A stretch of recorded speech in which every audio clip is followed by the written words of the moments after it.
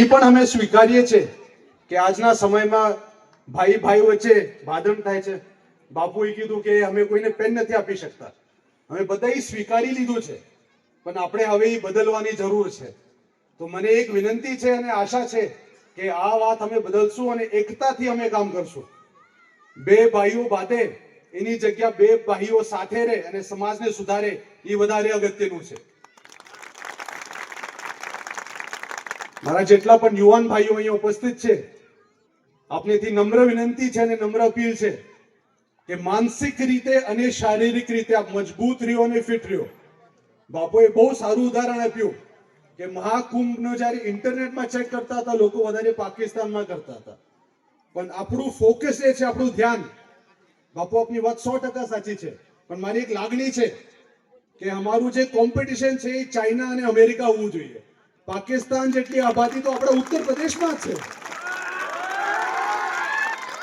પવનપુત્ર હનુમાનનો ભક્ત છું એટલે કહું છું, બલનું પ્રદર્શન બધા યુવાન ભાઈઓને આવડે છે, એમાં ચિંતા કરવાનો વિષય નથી. પણ સમય સાથે બુદ્ધિ અને વિદ્યાનો પણ ઉપયોગ કરજો અને સાથે સાથે યાદ રાખજો, જે સમાજમાં નારી શક્તિનું માન સન્માન જળવાઈને રહે એ જ સમાજ આગળ જાય છે. પ્રજાવત્સલ મહારાજા કૃષ્ણકુમારસિંહજીના જ શબ્દો, અને જ્યારે અમે એમને યાદ કરીએ છીએ કે મારી પ્રજાનું કલ્યાણ થાય, એ કલ્યાણ આજે અમારા હાથમાં છે. અમારી જવાબદારી છે અને એક જાગૃત જવાબદાર નાગરિક બનો. સાથે રહીને ભાવનગરને, ગુજરાતને અને ભારત દેશને એક એવું દેશ, એક એવું ગુજરાત પ્રદેશ અને એક એવું ભાવનગર બનાવો કે અન્ય દેશમાંથી લોકો અહીંયા શીખવા માટે આવે કે આવું ભાવનગર છે, મારું પણ શહેર આવું જોવું જોઈએ.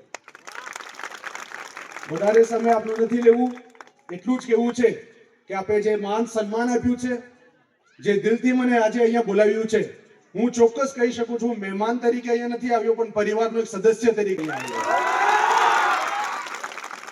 આજે હું જે પણ છું પ્રજાવત્સલ મહારાજા કૃષ્ણકુમારસિંહજીને લઈને જ છું અને ભાવનગરના તમામ રાજવી પરિવારના સદસ્યોને લઈને છું.